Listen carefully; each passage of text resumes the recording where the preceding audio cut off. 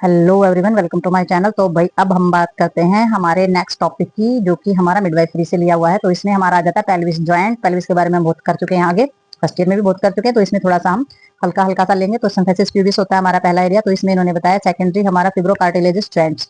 ठीक है, तो ये हमारा सेकेंडरी यानी कि दूसरा फिब्रोकार्टिलेज जॉइंट्स हमारा होता है। जॉइंट्स के बारे में तो हम जानते हैं, got no capsules and no synovial cavity. तो इसके अंदर ना तो कोई कैप्सूल्स होता है और ना ही साइनोवियल कैविटी पाई जाती है। तो आर्टिकुलर सरफेस जो होता है वो हमारा कवर्ड होता है, यानी कि ढका हुआ होता है। किसके द्वारा? हाइलाइन कार्टिलेज के द्वारा हमारा ढका हुआ पाया जाता है। ये सरफेसिस प्यूबिक एरिया की बात हो रही है हमारी, ये हाइलाइन कार्टिलेज के द्वारा ढका हुआ होता है। Due to soften and the ligaments during pregnancy, और प्रेगनेंसी के दौरान ये जो लिगामेंट्स होते हैं ये बहुत ही क्या हो जाते हैं, सॉफ्ट हो जाते हैं, नर्म हो जाते हैं।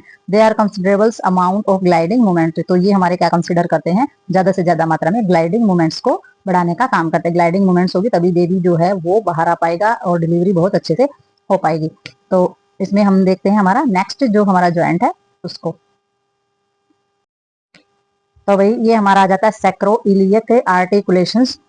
ठीक है, तो सैक्रोइलियक से तो आप समझ सकते हैं कि ये हमारा सैक्रल वाला एरिया एरिया जो होता है और हमारा इलियक वाला। ठीक है, तो ये दोनों ही हमारा सैक्रल जो हमारा पार्ट होता है हमारा रीढ़ की हड्डी का, और जो हमारा इलियक एरिया होता है वो हमारी बोन का, पेल्विस वाली का। ठीक है, यानी कि हिप वाली का। तो इसमें जो साइनोवियल ज्वाइंट और हमारा आर्टिकुलेशन होता है उसके बीच में जो हमारा आर्टिकुलर सरफेस है वो इलियम एंड सैक्रम्स का बताया इन्होंने। तो ये हमारा साइनोवियल ज्वाइंट है, यानी कि ये साइनोवियल ज्वाइंट है। और ये आर्टिकुलर और हमारा आर्टिकुलर सरफेस के बीच में जो इलियम सरफेस है वहां पर ये पाया जाता है। आर्टिकुलेशंस का जो सरफेस होता है are not alike, it is the capsules are the synovial cavity. तो इसके अंदर जो है साइनोवियल कैविटी पाई जाती है और कैप्सूल्स भी इसके अंदर पाया जाता है, लेकिन ये आर्टिकुलेशंस जो है सरफेस पर नहीं होता है। ठीक है, तो इसमें हमारा आ जाता है, इसमें जैसे अरेंजमेंट देखी जाएगी तो अरेंजमेंट जो डायग्नोज हमारे किए जाते हैं, तो इसमें बैटर प्लापेट से जेंटली विद टू हैंड से facing down over the abdominal. तो इसमें इन्होंने बताया then the proud around the Pawlik grip which of the non experienced hand is painful. तो इन्होंने बताया है कि हमारी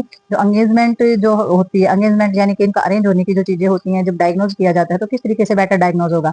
तो इसमें जो डायग्नोज होगा, जो दोनों हाथ जो होते हैं, यानी कि वैसे इधर उधर से जो करने की अपेक्षा होता है कैसे किस तरीके से होगा, यानी कि पाल्विक जो ग्रिप होती है हमारी, दोनों हाथों को एब्डोमिनल एरिया में नीचे की तरफ लगाया जाता है। ठीक है, तो इस तरीके से क्या किया जाता है, प्लापेट किया जाता है, यानी कि प्लापेट करना यानी कि एग्जामिनेशन करना या स्पर्श करना एब्डोमिनल एरिया को। तो हाथों को नीचे की तरफ ग्रिप किया जाता है, पाल्विक ग्रिप हम जिसको बोलते हैं। तो दोनों हाथों से एब्डोमिनल एरिया को नीचे से स्पर्श किया जाता है और इस तरीके से जांच की जाती है। और इसमें इन्होंने बताया है कि जो नॉन एक्सपीरियंस हैंड होते हैं, यानी कि जिनको स्पर्श करने का या फिर एग्जामिनेशन करने का एक्सपीरियंस नहीं होता है, तो पेनफुल भी हो सकता है। तो पेशेंट को पेन हो सकता है इस तरीके के एग्जामिनेशन में। तो एक्सपीरियंस जो होता है जिस डॉक्टर को वो अच्छे से कर पाते हैं। अब इसमें आ जाता है सैक्रोकोकिकल ज्वाइंट। तो ये कैसा ज्वाइंट हमारा, साइनोवियल हाइनेज ज्वाइंट ये हमारा होता है। ये क्या अलाउ करता है, बोथ फ्लेक्शन और एक्सटेंशन। तो ये दोनों ही चीजें अलाउ करता है, फ्लेक्शन भी और एक्सटेंशन भी। और तो एक्सटेंशन ये तो हम पढ़ ही चुके हैं, ये तो फर्स्ट ईयर में ही पढ़ चुके हैं हम कि एक्सटेंशन फ्लेक्शन कौन सी हमारी मूवमेंट्स होती हैं।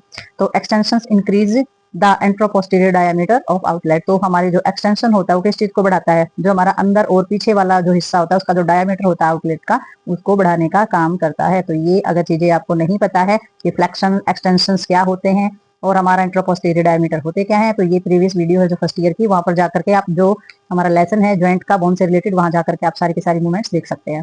ठीक है, तो फर्स्ट ईयर में बहुत डीपली पढ़ना इसलिए जरूरी होता है कि आगे बार बार हमें उन्हीं चीजों को रिपीट करना होता है। तो आगे चलते हैं इसमें। तो भाई ये डायग्राम है और डायग्राम के अंदर हम थोड़ा सा समझेंगे इसको। तो ये पेल्विस एक्सिस दिखा रखा हमारा। तो ए में इनलेट कैविटी दिखा रखी है, आउटलेट जो हमारी कैविटी है वो शोइंग कर रखी है इन्होंने।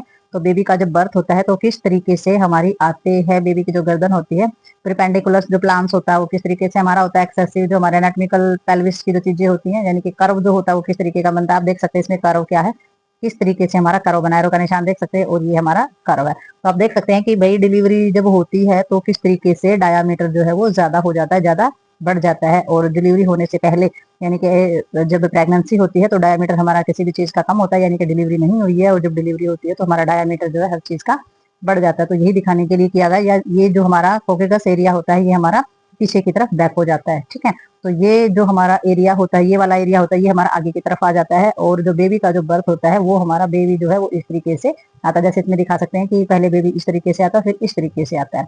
ठीक है, तो ये हमारा इसमें शो कर रखा है, जैसे ऑब्स्ट्रिक पेल्विस एक्सेस, जो ऑब्स्ट्रिक पेल्विस एक्सेस होता है वो इसमें दिखा रखा है कि भाई अगर कोई दिक्कत होती है तो बेबी को आने में इस तरीके से प्रॉब्लम होती है, नहीं तो हमारा कर्व जो है वो इस तरीके से हो जाता है।